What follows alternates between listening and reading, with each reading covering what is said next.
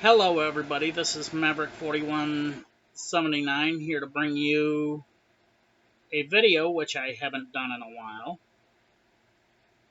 while.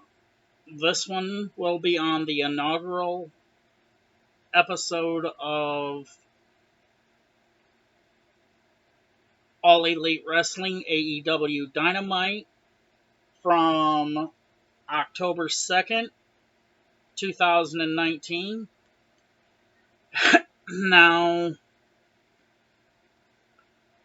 I will be giving the giving you actually a rundown of the card, my thoughts on the matches, um, possibly somewhere down the line, I will be giving my thoughts on some of the talent, which I have to research. And yeah, let's get started real fast. First of all, we have Cody Rhodes versus Sammy Guevara. The match was pretty decent. Uh, it was fast paced. Both of them are quite agile. I hadn't seen Cody wrestle in a couple of years, I want to say, because for some reason I want to say that the last time I seen Cody Rhodes wrestle might have been WrestleMania 31, and I believe, don't hold me to this, but I believe it was the Money in the Bank ladder match, and Cody wrestled as Stardust. The match between Rhodes and Guevara was very entertaining. It actually was. They went move for move, toe to toe. There was a lot of enthusiasm for the very first night. And Cody Rhodes actually beat Sammy Guevara in the very first match at AEW All Elite Wrestling Dynamite. So then we had Brandon Cutler versus Maxwell Freedman, MJF. Maxwell Freedman, in my opinion, is real cocky. He's a cocky little asshole. I am not big on him. I think he needs a lot of work. He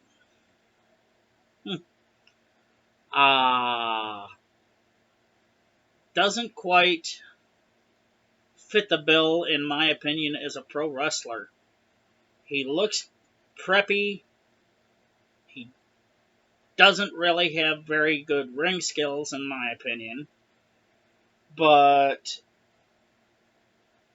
Brandon Cutler wins via pinfall, I believe. If I'm wrong on a lot of these, I will do another video on top of it to counteract my opinions in this video. So, next we have Hangman Adam Page versus Pac, which I don't understand why they're calling him Pac. To me, I'd go under Pac, but who am I? I'm just the fan who watches. um, against, well, I said Hangman Adam Page. The match was great since Pac had left WWE. I believe he was wrestling on the independent circuit. As far as this being AEW's first night on TNT, didn't look like he'd missed a step. Looked in real good shape. His conditioning looked real good. And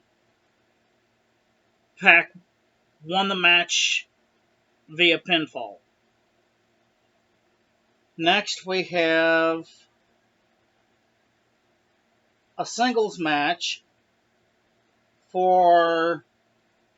It was a singles match for the to crown a new first ever women's AEW champion, and the match was against Nyla Rose versus Rijo.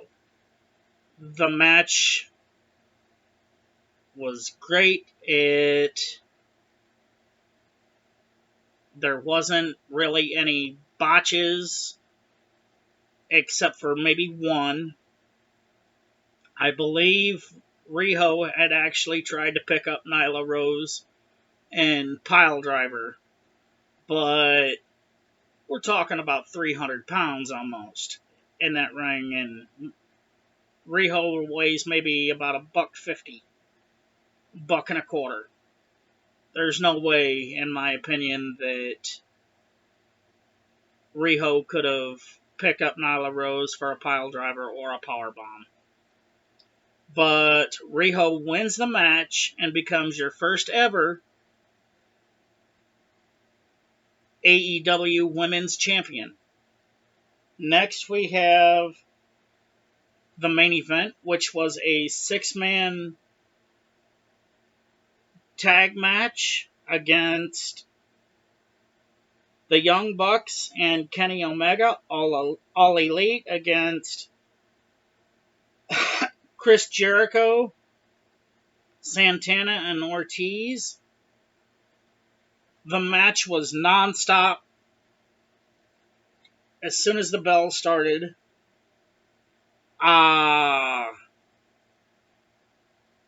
however, Jon Moxley, some of you may know him as Dean Ambrose from WWE's The Shield, had